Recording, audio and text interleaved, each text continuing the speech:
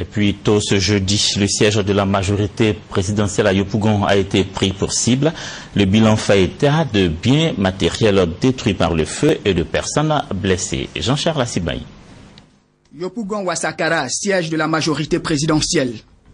Ce sont des militants encore en état de choc que nous avons rencontrés ce jeudi matin, quelques heures après l'attaque de leur siège. Le spectacle offert ici est désolant. Voitures et motos calcinées, logistique partie en fumée, bureaux pillés, les témoins racontent leur calvaire. C'est aux environs de 6h15 qu'on a commencé à entendre des bruits. Moi j'étais en train de travailler dans mon bureau, les militants m'ont trouvé pour dire de ne pas sortir et que les militants du EDS sont en train d'attaquer le siège. Bon, nous avons donc pris soin d'alerter la police. Et nous sommes donc restés enfermés jusqu'à ce que la police vienne nous exfiltrer. Un jeune qui est venu dire, ah, fédéral, ils arrivent, les jeunes du RDS arrivent. Au moins, ils nous disaient qu'ils étaient déjà arrivés devant la porte.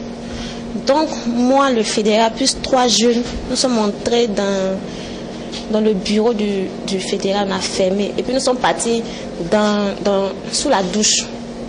C'est comme ça qu'on a fermé. Donc, on a fermé, ils ont commencé à tout casser. Côté bilan, il y a eu plus de peur que de mal.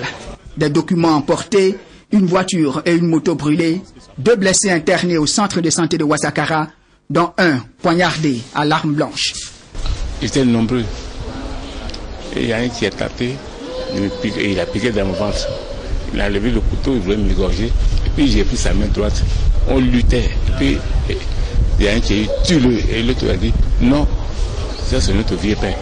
Ne le tue pas. Donc comme je me débattais, j'ai pris la fuite et puis ça c'est la peau. Cette attaque du siège de la LMP intervient dans un contexte particulièrement tendu, l'attente des résultats du 2e tour de l'élection présidentielle, d'où cette analyse. Cet acte de ce aujourd'hui dont vous êtes témoin là n'est pas un acte isolé. Il cherche manifestement à faire en sorte qu'il y ait une montée des violences de façon exponentielle ici à Yopougon. Comprenez que sans raison, nous attendons tous les résultats. Ce n'est pas nous qui proclamons les résultats. J'ai parlé à nos militants pour leur dire de rester calmes, de ne pas céder à la provocation, de ne pas chercher aussi à poser des actes de représailles. La brigade anti-émeute BAE a sécurisé le périmètre du siège de la majorité présidentielle de Yopougon-Ouassakara. Le calme est revenu. La situation est présentement sous contrôle.